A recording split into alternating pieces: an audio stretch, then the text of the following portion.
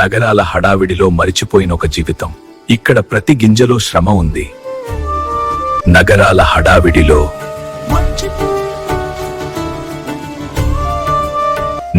హడావిడిలో మరిచిపోయిన ఒక జీవితం.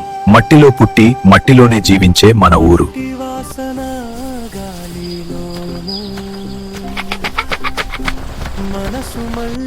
ఇక్కడ ప్రతి గింజలో శ్రమ ఉంది, ప్రతి శ్వాసలో ప్రకృతి ఉంది.